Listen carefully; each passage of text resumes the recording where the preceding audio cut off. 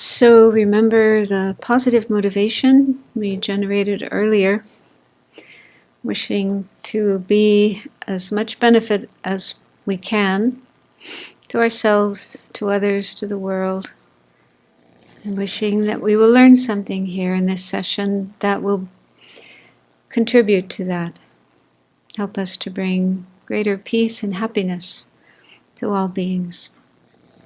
So maybe we could start with questions, if there are any questions that came up during the discussion period that you would like to bring up here.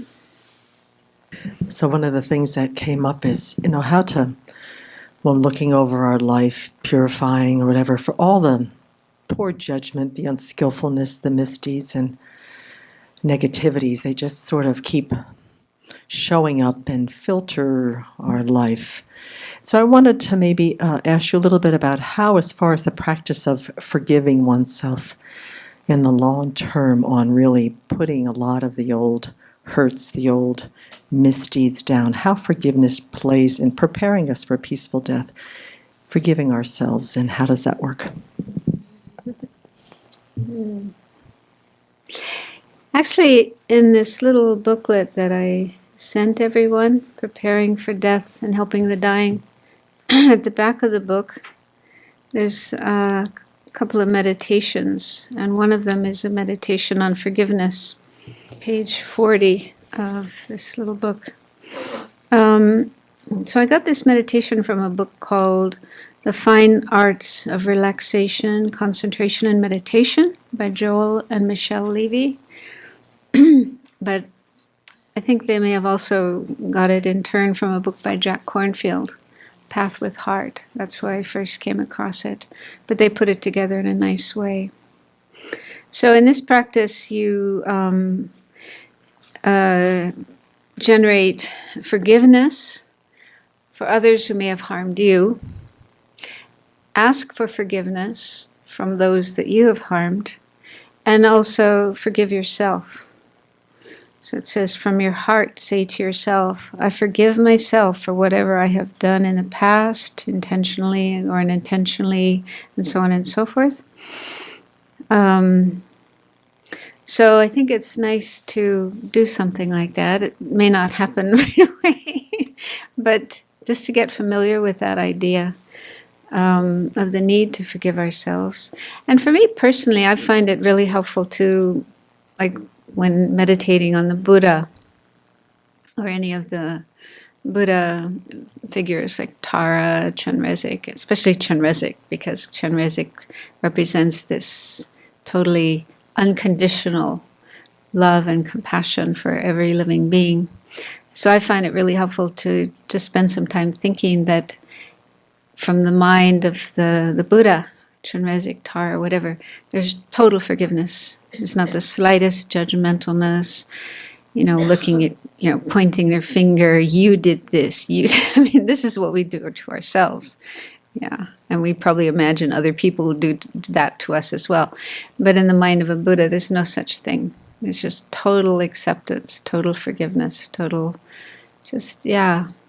So just to think of that in the mind of a Buddha helps me be able to feel it for myself. Otherwise, it is a bit hard sometimes to just generate that feeling for myself. But if I can think there's somebody else who looks at me in that way, doesn't feel the slightest anger, aversion, disgust, judgmentalness, resentment, none of those things, totally free of that. That helps me too.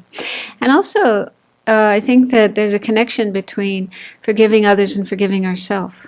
If we can't forgive ourselves for our mistakes and our shortcomings and so on and so forth, then it also becomes difficult to forgive others.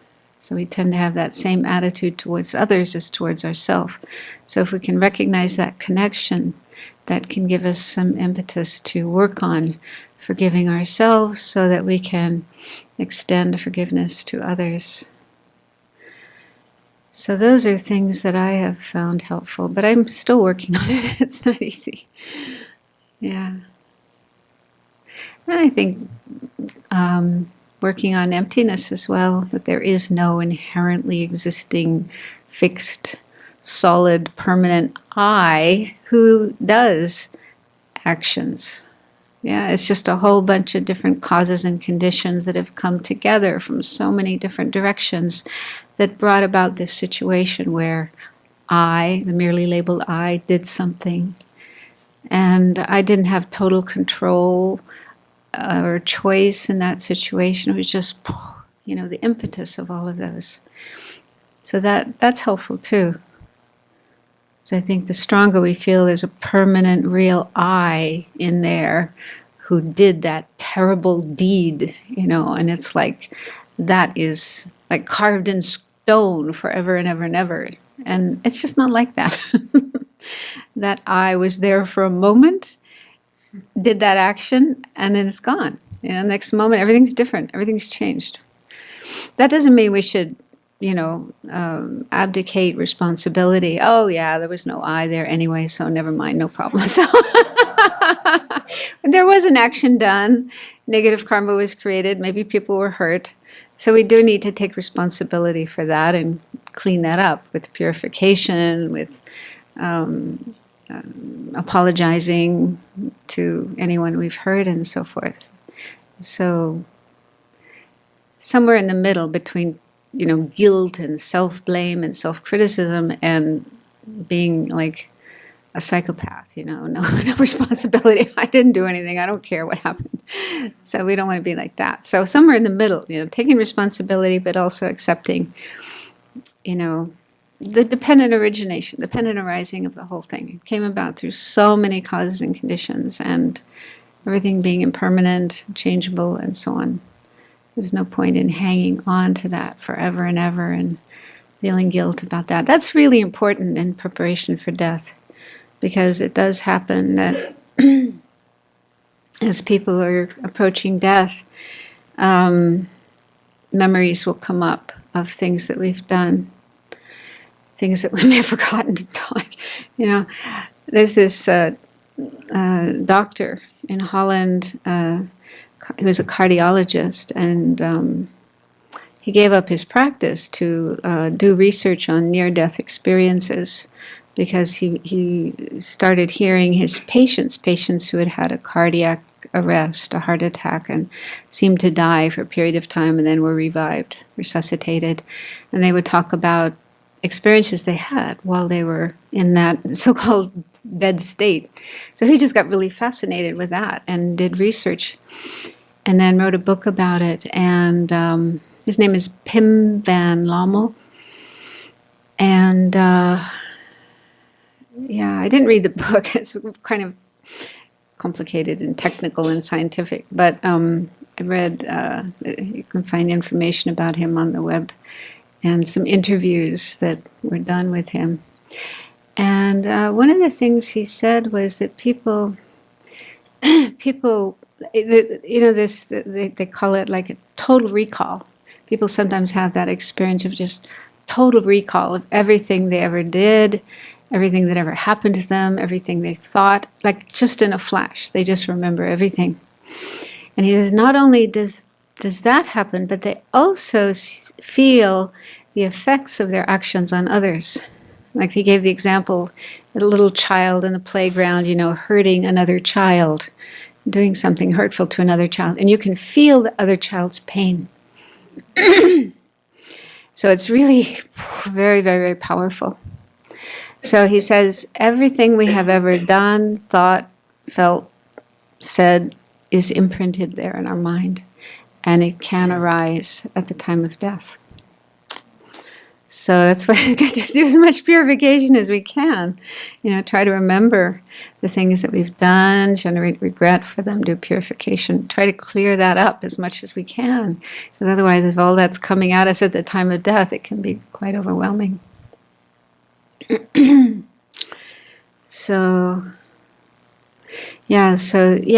then another thing that does happen sometimes, people feel guilty, they feel regret, and worry and fear about, what's going to happen to them. Am I going to be punished for all of this? So that's one cause for an unpeaceful death. So it is important. That's why we're really fortunate that we have this practice of purification that we can work on during our life and try to clear up a lot of that, most of that, if not all of it, before we die. And also do purification. That's said to be one thing that's really good to do as we're dying, is do purification practices. And but part of that is also generating forgiveness for oneself, feeling we are worthy of being forgiven. The Buddhas forgive us, God forgives us, whatever you believe in, there is forgiveness for us for what we have done, and we need to accept that and feel we deserve forgiveness. So learning to forgive ourselves. Are there any meditations that can help us become familiar with and prepare for the death of others that we love so much and are attached to? Mm-hmm. Any meditations like that? Yeah. Well, we're going to come to that tomorrow, how to help others who are dying. But I think that if we get more familiar with death ourselves, like doing this meditation, doing the other things to prepare for death ourselves, that itself will enable us to be better able to help others. Because if we've never thought about death, if we've never prepared for death, if we've never worked on our fears and our emotions around death, then when a loved one is facing death, all that stuff will come up in our face, and we will be the one needing help.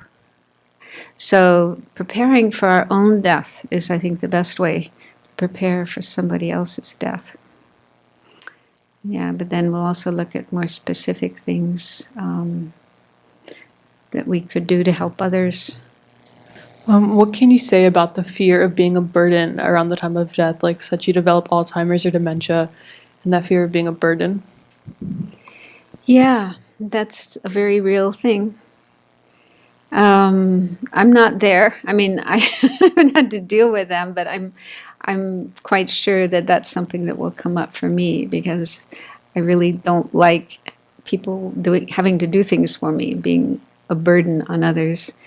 But I mean, it's also good to be realistic about that, because it could very well be that others, the people around you, are happy to give help, are happy to help you and take care of you, and they don't feel that it's a burden. Okay? So it might just be your own imagination, your own guilt, or whatever. And also to think that it's a way for them to practice love and kindness and giving. That's a form of giving help. So, if they are a spiritual person and are interested in spiritual practice and accumulating merit, this is a chance for them to accumulate merit. So, not allowing them to do that would be depriving them of that. I mean, this is what I say to myself when I'm in that kind of situation where people are doing things for me and I feel very uneasy and very uncomfortable. But I think, it's an opportunity for them rather than a burden. And they're able to build up their positive potential by doing that. So those are what comes to mind now. Well, we always have karmic links with each other. Every relationship that we are in is, linked to past relationships. So definitely, we have karmic links with everybody. Are you suggesting that perhaps I helped that person in a previous life, and that's why the situation is here now, that they are helping me?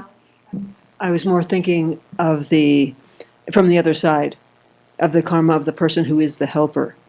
Their karma has brought them to the point where they are in the situation to be of assistance then. Mm-hmm. That's all. Yeah.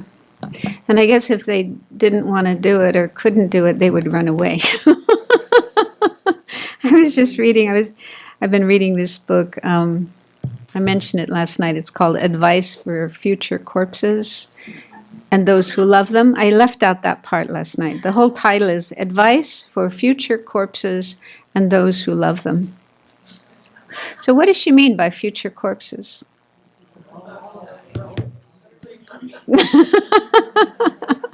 Right? It's interesting, isn't it? Do you ever think like that? That this is a future corpse? Yeah. So, yeah, I was just reading a section in here where she talks about when a person is dying and what kind of situation is most helpful for them. Hospice, being in a hospital, being in palliative care, being at home. And she talks about some of the situations, some of the difficulties with being at home, that families aren't always very good at taking care of a dying person, and sometimes they run away, they head for the hills. So she says you can't blame them because it's just too difficult for some people. They just can't do it. So if someone doesn't run away and they're willing to stay there and try to help you, then that shows there is some willingness there. And as you say, maybe it is their karma to be in that situation. And maybe they're happy to do it. Maybe they're, they see it as something good for them, something beneficial. There are people like that who are happy to help others. So that doesn't mean we should just take that for granted and then manipulate them and use them and not be grateful. We need to keep in mind how kind they are and be appreciative and grateful for them and try to make it as easy for them as possible. I just wanted to add to that, from my experience taking care of my parents over the last many years, taken on voluntarily as a practice, it's been difficult, but never a burden. Yeah. I mean, in my mother's case, it wasn't a very long period of time. From the time she was diagnosed with cancer to the time she passed away, it was only a couple of weeks. If it had been longer, it would have been harder. But I felt incredibly fortunate to have that opportunity to be there and repay just a tiny bit of the kindness that I received from her. So, and I learned so much. You can learn so much. You can grow so much in that kind of situation. So yeah, many people do feel it's like a privilege, and they feel thankful to you for giving them the opportunity to do that. I feel it's also an expression of the kindness of society in general. When I observed somebody taking care so well for 10 years for two people who have been in their 90s, and I was so inspired by seeing that example. And yes, it was challenging extremely, but I think she made the deaths and the aging process of these two people easy, and most likely all of them benefited from that process. And she inspired also others around her to do the same and not just put the parents or the partner into some kind of home where others are taking care. If there's an opportunity, I feel strongly after that experience that it's good if we make these experiences ourselves, and so that will also help us with our own process of dying, to make direct connection, to see how it is to die, and to learn from that. Okay, so I'll continue a little bit, and we'll probably have some time later for other questions. Okay, so we've covered the first two roots of this meditation on death. So now let's look at the third one.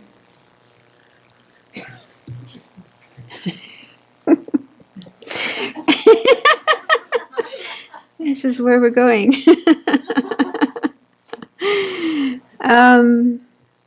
So the third root is what helps at the time of death.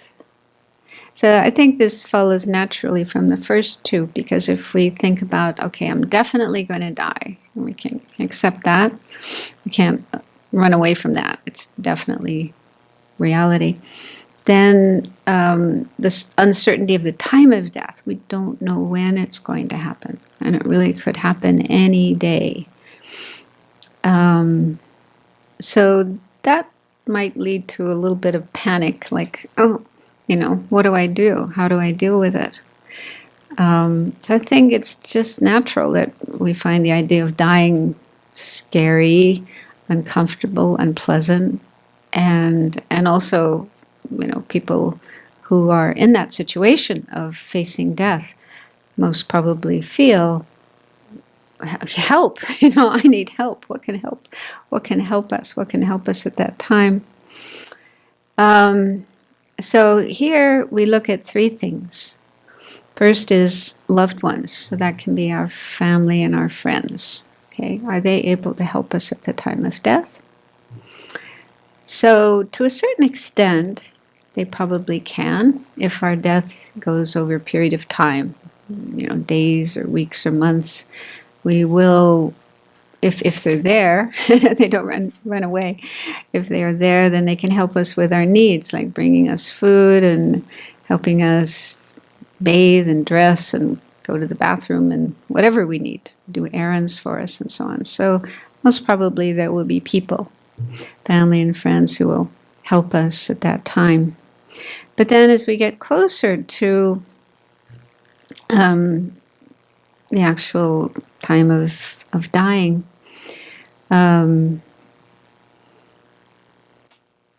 Tibetan Buddhism explains the process of dying in 8 stages.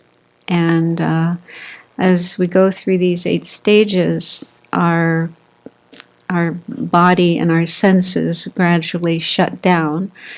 We lose our ability to see and hear and communicate and so on. We lose touch with the outside world. And our mind goes from a more coarse level, our senses and gross thoughts, to subtler levels. So as we're going through this process, we're sort of withdrawing from the outside world and people and so on. We can no longer really communicate with them and hear them and so forth. So we go very much into ourself, into our own mind, to our own world, our own experiences, and nobody can go with us. Nobody can accompany us during this experience. So the point here is that when we die, go through this process of dying, we die alone. We go through this experience alone. Nobody can go with us. However much they love us, however much they would like to go with us, they cannot do so. So we're really on our own. So the amount of help we can get from loved ones is limited. It goes up to a certain point, but then beyond that, we're separating from them, withdrawing from them. And also another thing is, we can't be sure about where death will happen and who will be there, because death can sometimes happen when we're away from home, when we're traveling in another country, and our loved ones may not even be there. So this is helpful to think, because if we have the idea that, oh, they will be there, people will be there and help me at that time, it's not really definite. And also another thing is, sometimes people, our friends and loved ones, even if they love us very much, they themselves will probably be going through a lot of difficulties, sadness and fear and worry, and may not be able to give us much help and comfort. Yeah. So once I was leading a workshop on this topic, and I asked the people to think about the scene of death, how they would like it to be, who they would like to be there, and how things they would like to be, and so forth. And so most people said they would like to be surrounded by their friends, their family, their loved ones, and so on and so forth. And but one person said, "No way! I want my teacher to be there." I mean, he's someone who had been studying and practicing Buddhism for a long time, and for him, his teacher would be the most comforting person, to be able to remind him of his practices and give him advice on how to die. He said, my family and friends, they're not going to be able to do that for me. So that's a good insight. because what we really need at that time is to be able to be in a positive state of mind. And if we are a practitioner, a spiritual practitioner, to be reminded of our practices.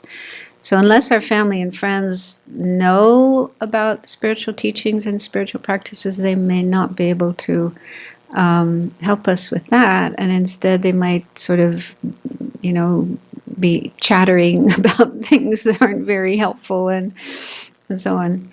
So the amount of help we can get from family and friends is limited and also uncertain. And sometimes they may be more hindrance than help, unfortunately. They mean well, but they may just not know how to help. And then the second is wealth and possessions. So while we're alive, we enjoy our possessions, our home, and our things we own, and enjoyments and so forth. But when we come to the end of our life, how much help can they give us? If we have a lot of money, then we can afford good health care, and good conditions around us as we're dying. But then when it comes to the actual experience of dying, our mind going into itself, going to subtler and subtler levels of itself and withdrawing from this world, all of our possessions, money, everything has to be left behind. We can't take anything with us, even 1 cent, even one piece of clothing. So all of that has to be left behind. So during our life, we tend to be somewhat possessive and attached to our things. And that attachment could be a hindrance, could be a problem at the time of death, could make it difficult for us to just, pass away and leave things behind. We might be worried about who gets what, and will they take care of my things properly, and so on and so forth. So, So having attachment to our possessions could be an obstacle to be able to having a positive state of mind and a peaceful death. So that's why it's really good to make a will, to think about this beforehand and make a will and have that all taken care of, so you don't have to worry about that and think about that at death, and you can just go, leave all those things behind. Anyway, they can't really help us. They can only help us in a very limited way, but not, all the way through the process of dying. Third is looking at our body. So while we're alive, we enjoy having a body. We can do lots of fun and enjoyable things, pleasant things with our body, and good things, of course. We can use our body for good things. But death means the separation of our mind from our body. Our body is left behind. We can't even take that with us. That's been like our constant companion from the beginning of our life, from the moment of conception. We've had our body with us 24 hours a day. But even that has to be left behind. And there could be difficulties around dying and losing control over our body, losing the ability to do the things we normally do, and, even being able to feed ourselves and bathe ourselves and go to the bathroom by ourselves becomes very difficult, and maybe pain and so forth. So our body, instead of helping us at the time of death, can be a problem at the time of death. And if we have attachment to our body, which we probably do, even if we're not aware of it, but we do very much identify with our body. This is me. Okay, so if we have a strong sense of identification with our body and attachment to our body, then that can become an obstacle to having a peaceful death. So there's an analogy in Buddhism. It's in one of the 37 the text 37 practices of bodhisattvas, that our body is like a guest house. Yeah, our mind is like a guest, a traveler. So that I find that really helpful, to think that our mind, our consciousness going from life to life. It spends a certain amount of time in one body and then leaves that body and goes to another body. So instead of thinking of the body as me, who I am, thinking of it as a guest house, a hotel. And if you're staying in a hotel just for a few nights, you don't get too attached to the hotel room that you're in and concerned about it and wanting to make changes, rearrange the furniture and repaint the walls and so forth, because you're not going to be there for long. So thinking of the body like that is helpful. It's useful while we're alive. We can use our body for so many things, but prepare ourselves to leave it behind, to separate from it and leave it when we die. So contemplating these things, one hopefully comes to realize that loved ones and our wealth and possessions and our body cannot really give us long-term help as we're dying, because we have to leave them all behind and can't take any of them with us, and they could even become problematic at the time of death. So what can help us at that time? So we're sort of given the answer in the teachings. But we need to think about this and decide for ourselves if this is true. So the answer from the Buddhist point of view is that what helps at the time of death is Dharma. Dharma meaning spiritual practice, which essentially means working on our mind, learning to manage our mind, our thoughts and our emotions, so that we reduce the disturbing thoughts and emotions. We learn how to manage those so that they don't totally take control of our mind, and learning to cultivate positive states of mind, positive thoughts and emotions. So that's kind of the essence of Dharma.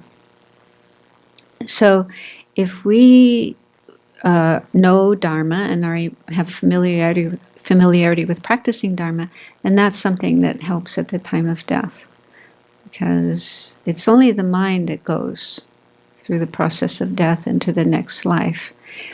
And ideally we want that mind to be in a good state, a positive state, a peaceful state, have good thoughts and feelings and not disturbing and negative ones. So that's what Dharma is all about. Dharma is all about learning how to keep our mind in a good state, in a positive state. And also another meaning of Dharma helping at the time of death is one thing that does go with us to our next life is our karmic imprints.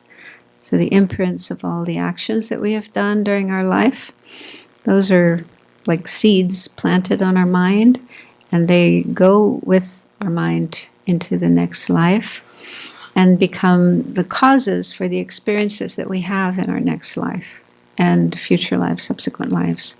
So that's what we take with us. Our money, possessions, friends, family, all of those things are left behind, but what we take with us are these karmic seeds or karmic imprints from the actions that we've done. And so if you can accept that, if that makes sense to you, then it makes sense that we ensure that the karmic seeds we have in the mind are mostly positive ones and as few negative ones as possible. Because positive karmic seeds are the cause for good rebirths, good experiences, happiness, and continuing to meet with the Dharma teachers and teachings and conducive circumstances to be able to continue practicing Dharma in future lives.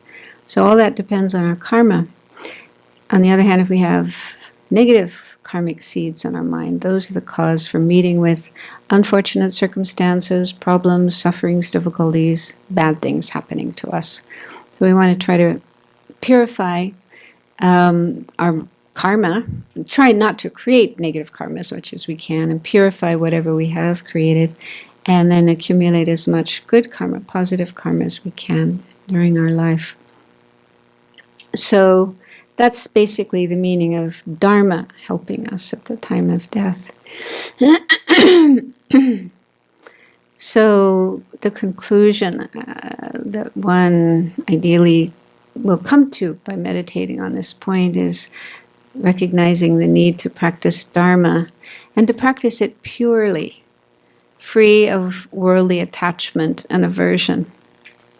So even if we do see the value of spiritual practice and do engage in spiritual practice, Dharma practice, it's possible that our practice could become polluted or contaminated by worldly attitudes such as attachment.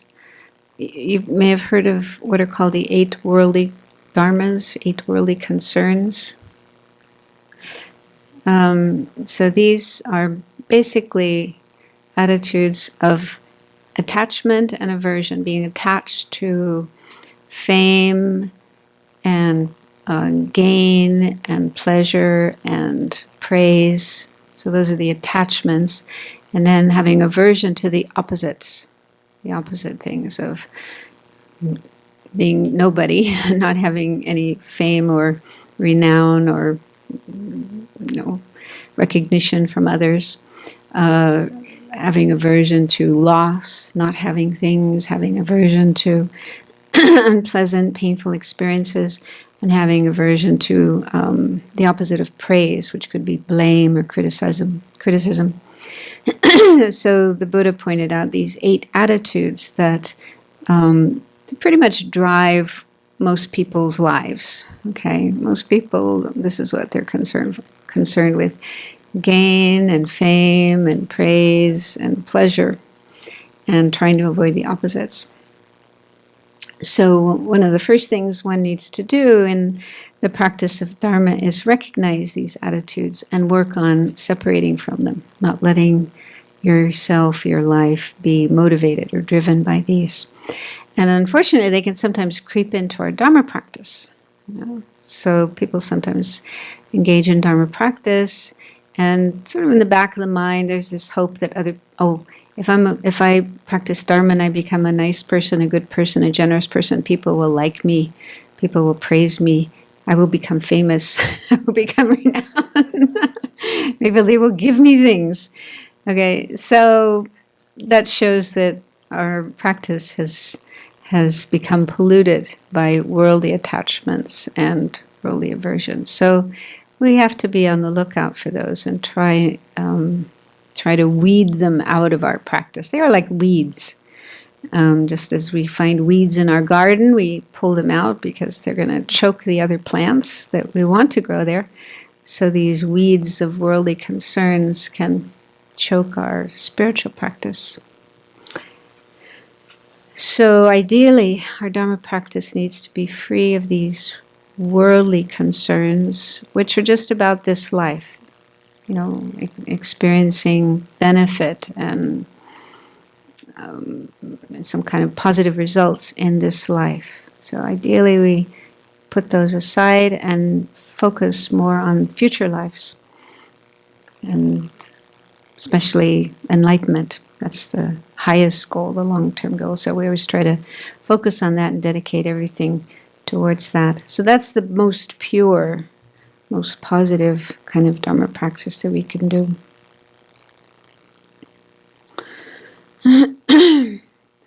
So this is the 9-point meditation on death.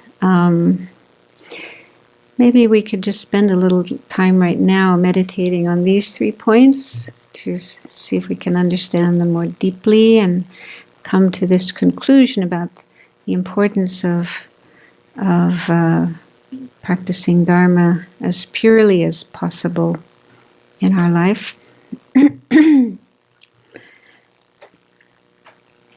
So make yourselves comfortable with a straight back but relaxed body.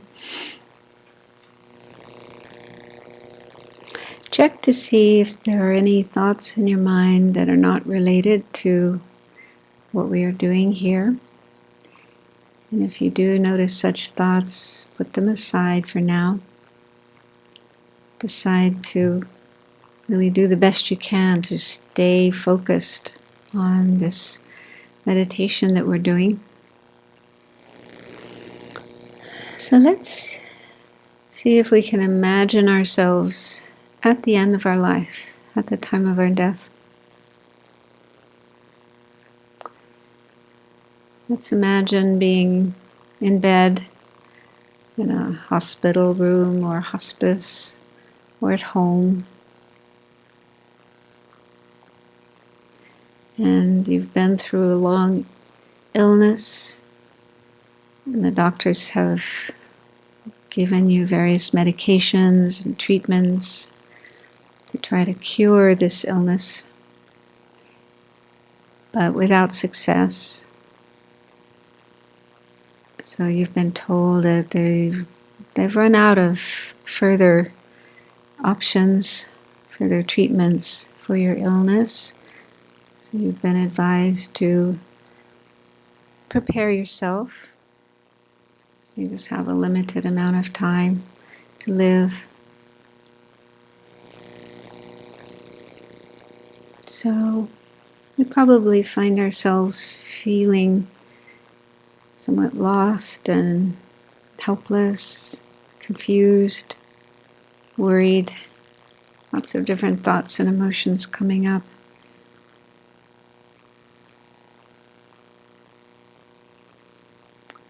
Let's look at what could be helpful to us at that time. Normally, during our life, we turn to family and friends when we find ourselves in difficult circumstances. And often we do receive help from them. But look at how much help they would be able to give you at this time in your life, just before you die. Would your family and friends be able to really help you, especially with all the worries, uncertainties that you have in your mind?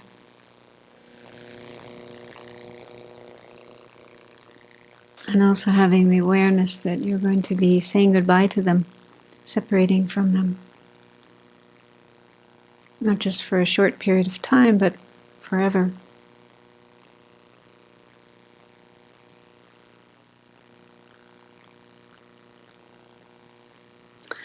Next, look at your belongings, whatever things you own. You may have a home, a car, clothing, books, devices, appliances, lots of money in the bank. So can any of those things be helpful to you at the time of death as you're leaving behind this life?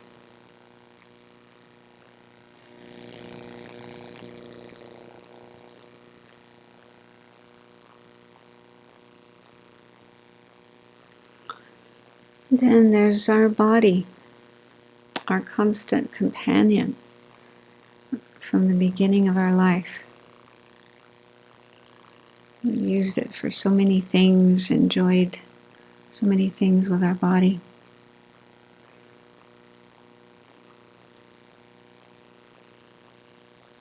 And we probably have the tendency to identify with our body, to feel this is me.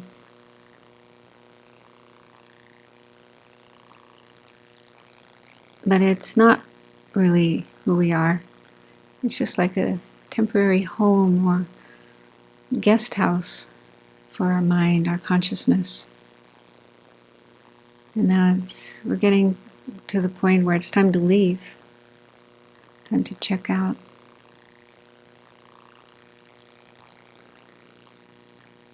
So can our body give us any help at that time?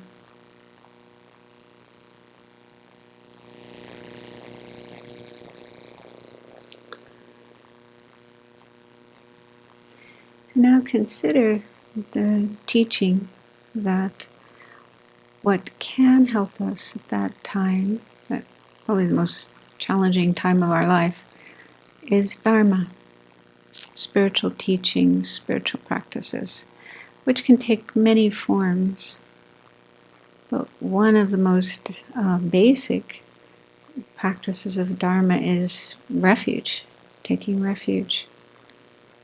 And that involves feeling a connection with the Buddha or one of the other Buddhist figures like Tara, Chenrezig, Medicine Buddha. There's many different forms that the Buddha takes. We might feel more connected with or close to one of those forms.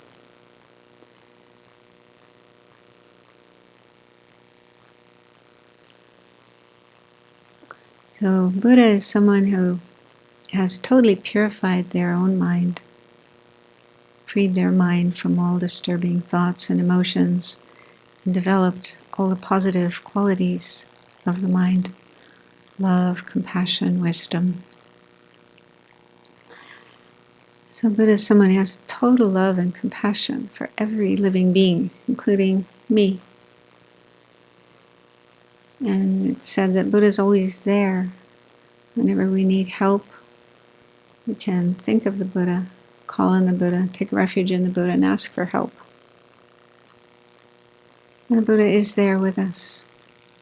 If we can believe in that, feel that, have confidence in that. So that's one way in which the Dharma can help us at the time of death. To feel that we're not alone, having to go through this experience all by ourselves with no one there to help us, to guide us. So if we do have confidence in the Buddha, faith in the Buddha, we can think of the Buddha and pray to the Buddha, ask Buddha's help, and feel that he is there, helping us and guiding us. And that will help us to have a more calm and peaceful mind, not be so frightened and feel lost and confused. And in fact, it's said that if we can take refuge in the Buddha at the time of death, then it's guaranteed our next rebirth will be a positive one. We won't go to an unfortunate rebirth. So that's one aspect of Dharma practice that's probably fairly easy to bring to mind at the time of death. But there are others as well, such as loving kindness, compassion, mindfulness, understanding impermanence, understanding emptiness. Whatever knowledge, understanding, experience we have in Dharma practice, we can bring that to mind at the time of death to help us get through that experience. Keep our mind positive, calm, and clear, rather than disturbed.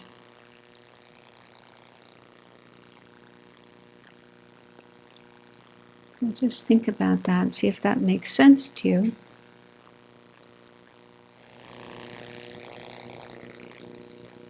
And if it does, then you may be able to make the conclusion to this meditation that you would like to put energy into learning and practicing Dharma as much as you can now, so that you can bring it to mind at that time, the time of death.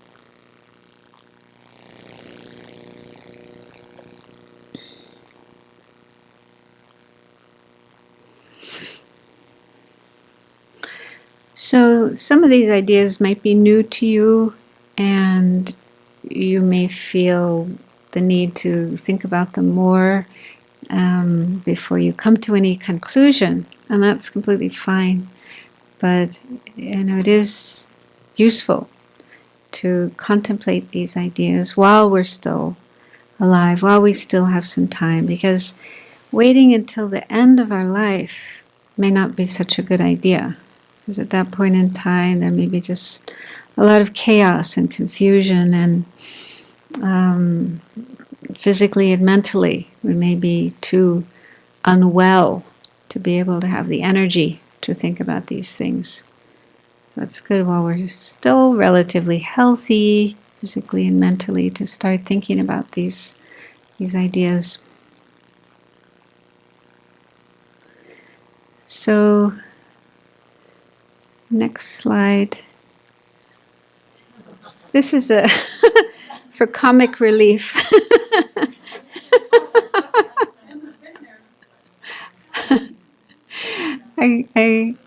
Yeah, a friend sent me this. In Ghana, there are people who make coffins in whatever shape you would like.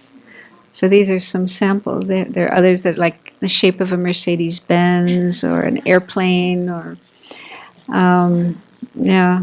So they're quite cute. And I was curious about the one in the middle. It's behind the pole. It's actually a chili pepper, big red chili pepper.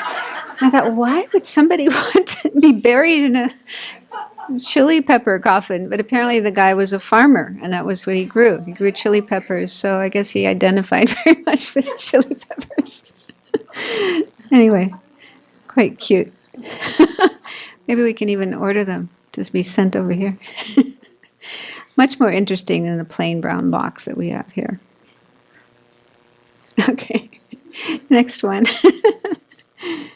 Okay, so in the Lamrim, it talks about the benefits of meditating on death. So it's useful to look at this because, we may feel some resistance. I don't really like meditating on death. It's not a very pleasant topic.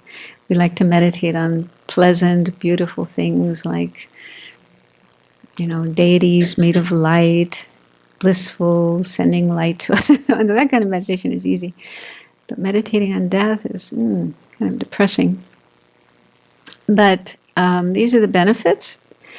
It says our actions will become very beneficial.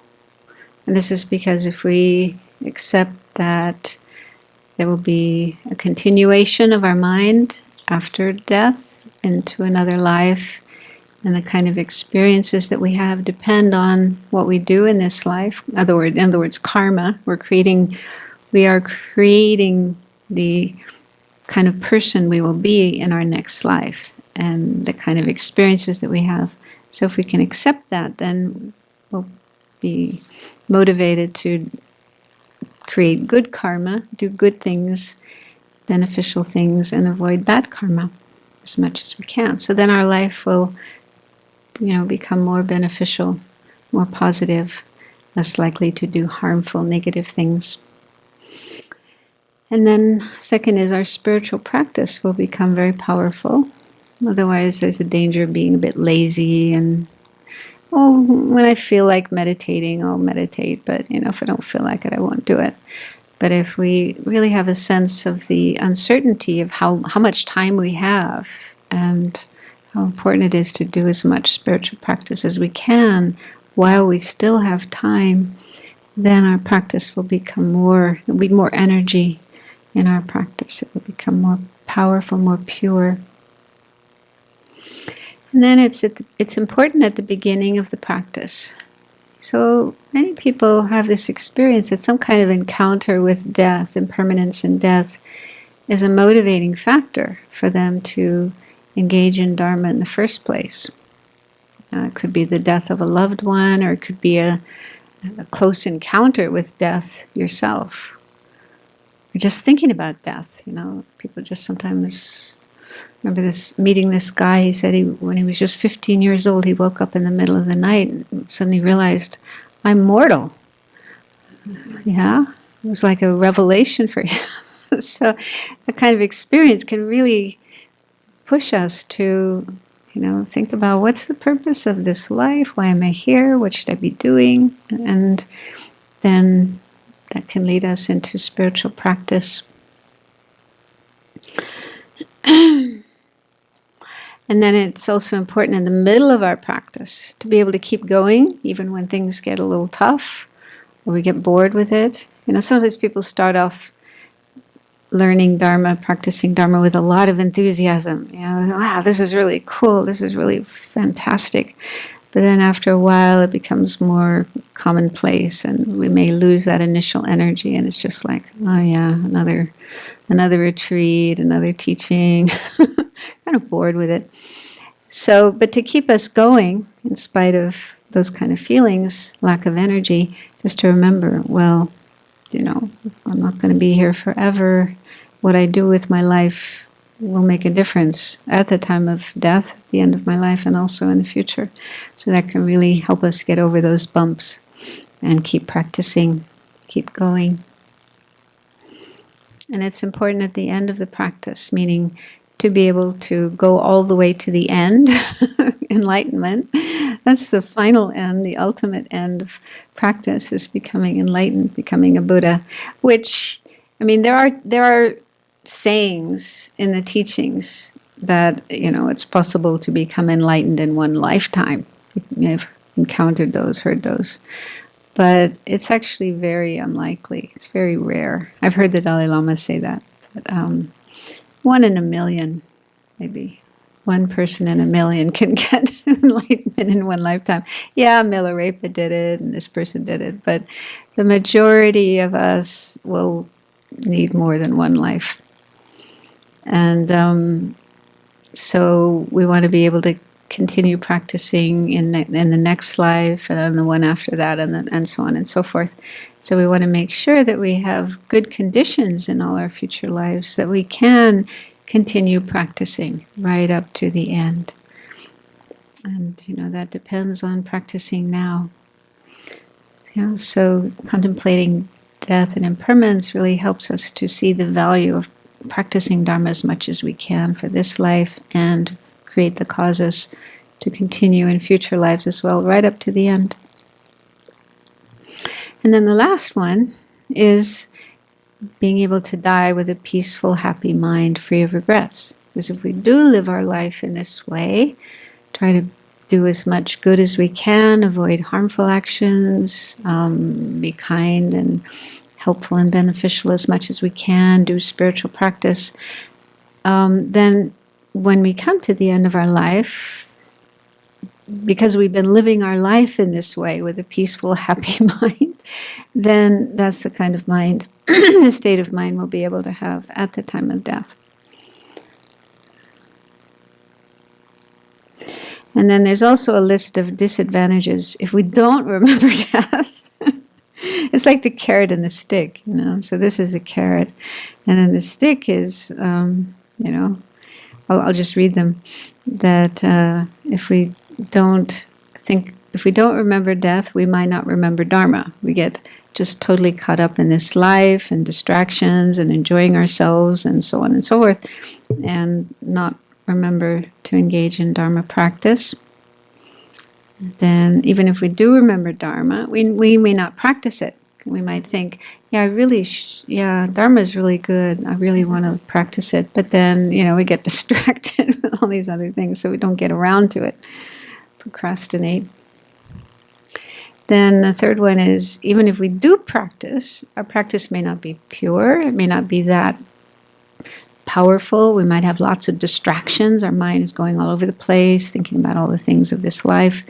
So it's not so focused on our practice. And there might be the 8 worldly concerns creeping in, you know, wanting some happiness, some benefit, some pleasure to come from our practice in this life. So practice may not be so pure. And the next point is it may not be persistent. We may not be consistent or persistent in our practice. We might practice for a little while and then get tired of it, bored with it, give it up, you know, do something else. So we see that a lot. A lot of people do that. And they jump from one spiritual tradition to another. A little bit of Buddhism, a little bit of yoga, a little bit of something else, and then something else, and they don't stick with it. And then the 5th point is we might be more likely to create unwise, unskillful actions. In other words, bad karma. So we're not practicing properly, so we become careless and sloppy in our actions, and we may create negative karma. Then, when we do get to the end of our life, we might have a lot of regrets about the way we lived and things that we did and so on. So it's harder to have a peaceful, happy mind at the time of death. So this is helpful to think about the benefits of maintaining awareness of death and the accompanying thoughts and attitudes related to this meditation, and the disadvantages of not doing so.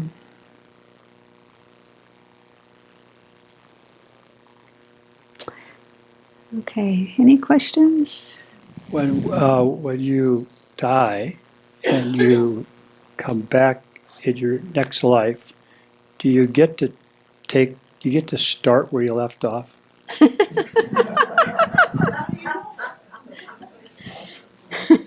I mean, that would be very disappointing if you have to take a couple steps backwards.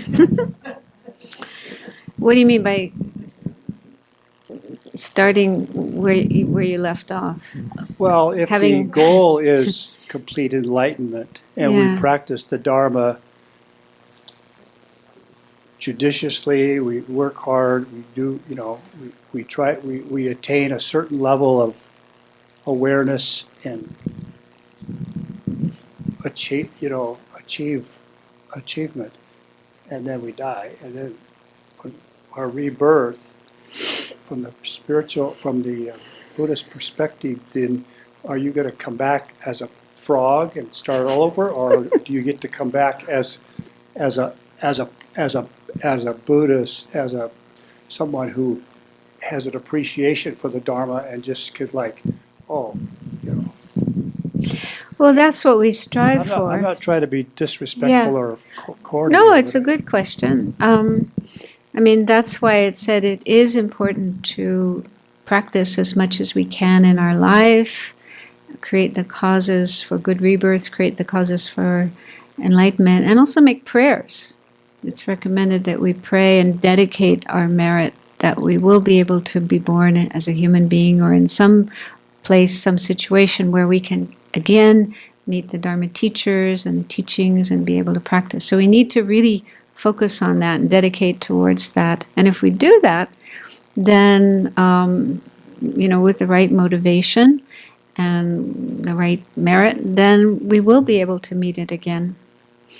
I was thinking about in Tibet they have the tulku system, where they have, a lama who practiced and, lived according to the Dharma in one life and then passes away, and then in the next life they find the little child and are able to identify this as the reincarnation of that person. And these children are quite extraordinary, right? From an early age, they show a lot of affinity for Dharma and attraction to Dharma and, a lot of the same characteristics they had in the previous life, kindness and generosity and so on. They still have to they still have to be educated. It's not like they remember everything and don't have to go to school anymore. They still have to go through an education system, but they're usually very bright. They pick up things very, very quickly. And show the same kind of characteristics that they had in the previous life. So I guess it all depends on how much work we have done, how much development we have done, but and how sincere we are in our practice.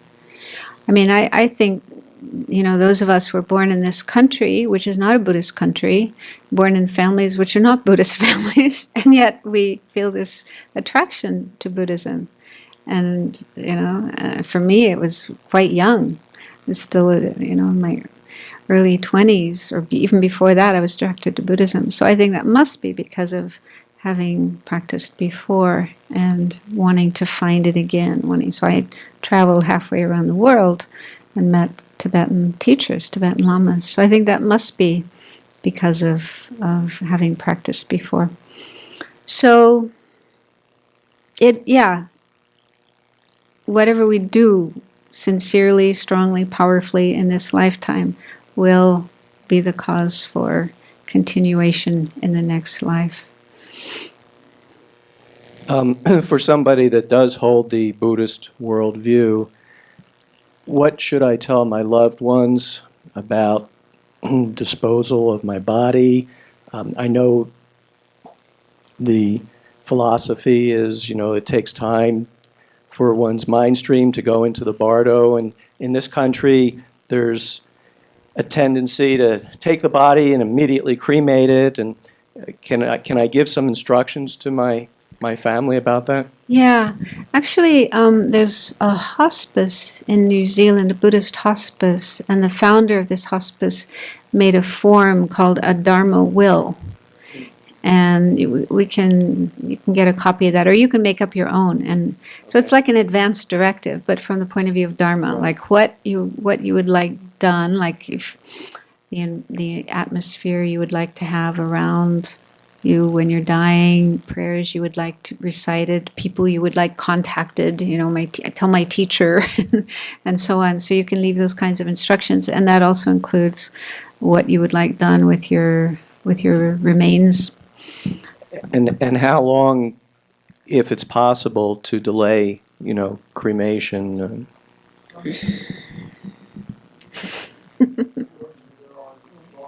I know, yeah. Yeah, it's tricky.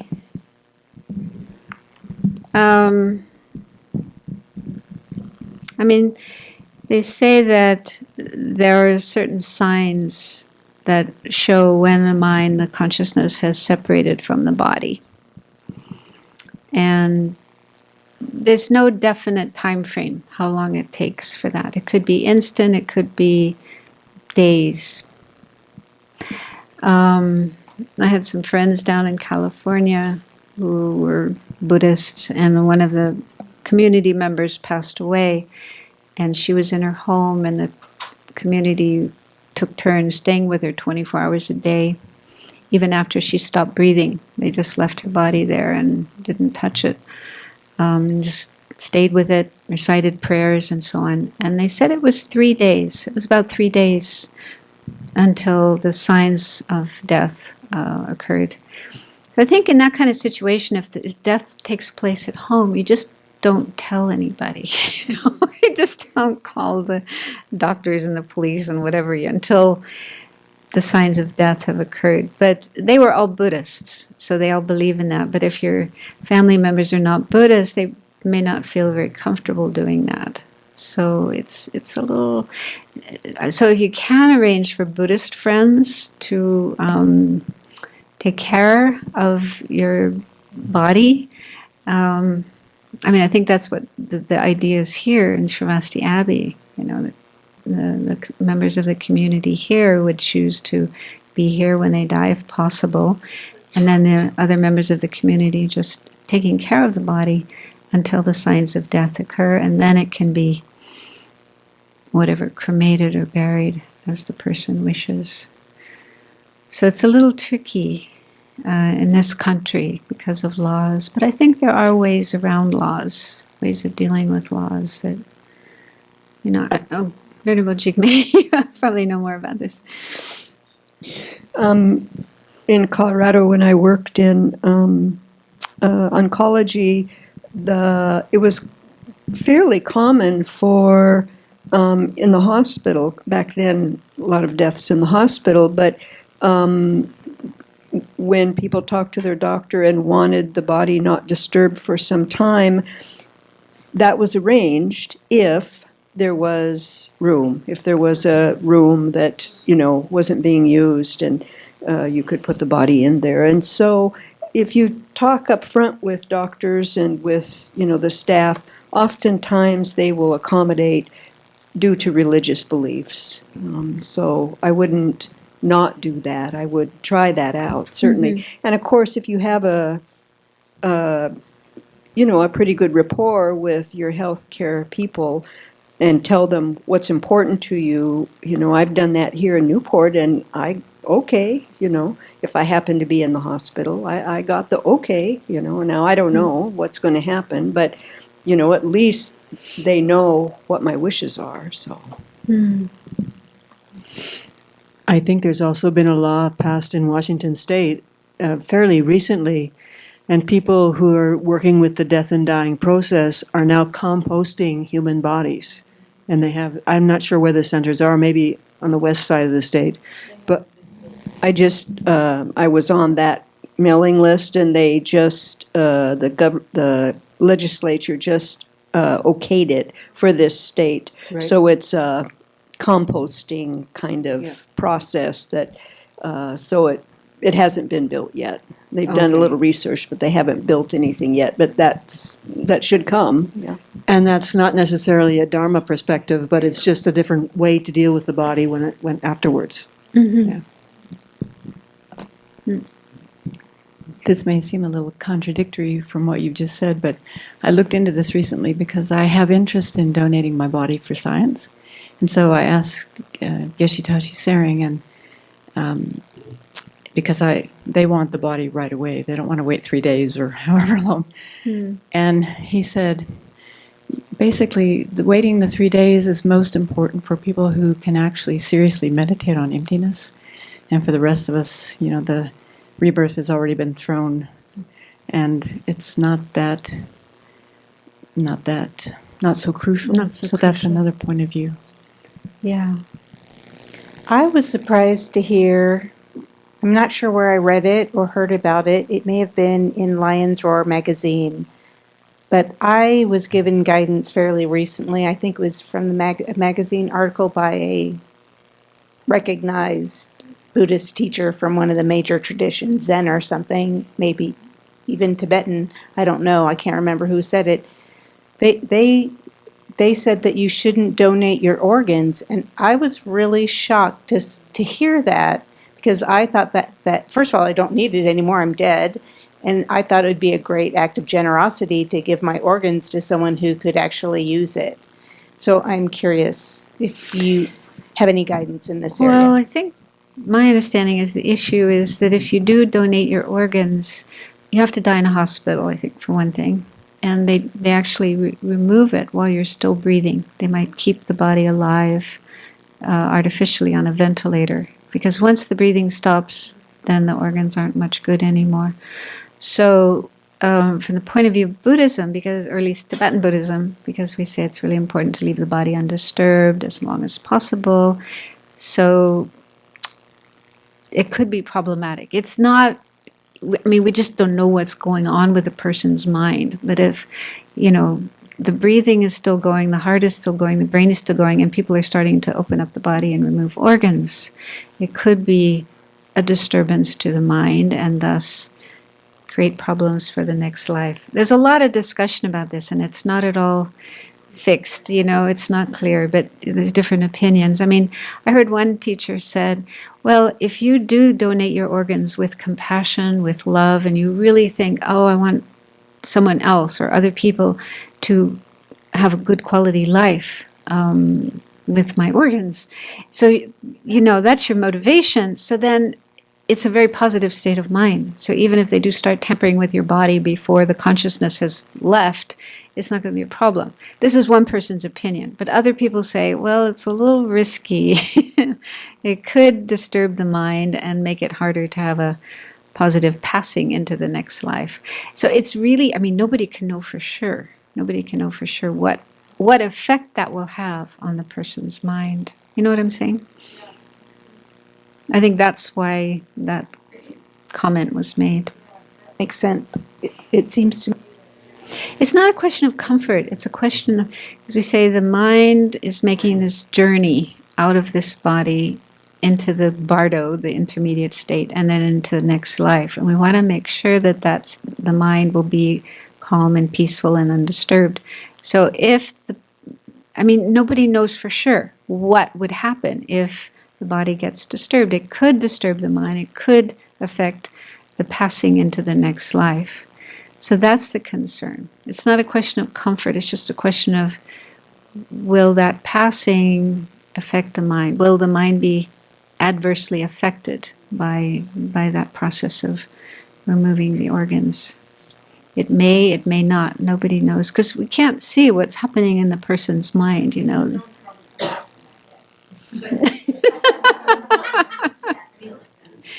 this is a new phenomenon, because they didn't do it in Tibet, they didn't do it in India at the Buddha's time, so it's like a relatively recent thing.